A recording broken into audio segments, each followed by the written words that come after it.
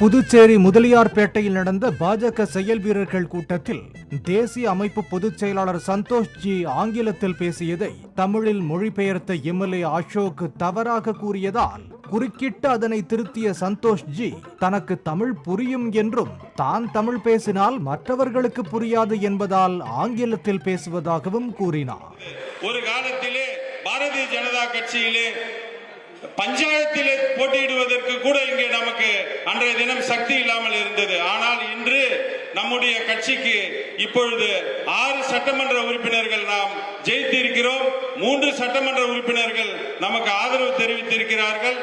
அதையும் போல இப்பொழுது நடைபெற்றுக் கொண்டிருக்கின்ற ஆட்சியிலே நமக்கு 2 அமைச்சர்கள் இருக்கிறார்கள். மிகப்பெரிய சக்தியாக பாரதிய ஜனதா கட்சி உருவாகி இருக்கிறது.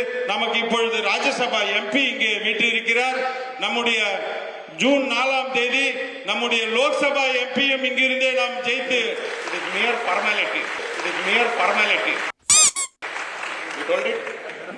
ஜூன் 4ஆம் தேதி அது ஒரு சாதாரண ஒரு நிகழ்வு தான். ஏனென்றால் நாம் ஜெயிப்பது உறுதி, அது எல்லாருக்குமே தெரியும்.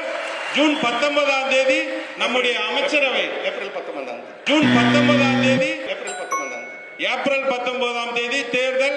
அன்றைய தினம் நாம் அனைவரும் வாக்குப்பதிவு செய்து நம்முடைய லோக்சபா எம்பியையும் நாம் வெற்றி பெற செய்ய வைக்க வேண்டும் என்று கேட்டுக்கொள்கிறேன். தமிழ் நல்லா தெரியும், நீங்க அதை டிரான்ஸ்லேட் பண்ண எனக்கு பேச முடியாது, அதனால இங்கிலீஷ்ல பேசிட்டு இருக்கு. தமிழ் நல்லா தெரியும், நீங்க அதை டிரான்ஸ்லேட் பண்ண எனக்கு பேச முடியாது, அதனால இங்கிலீஷ்ல பேசிட்டு இருக்கு.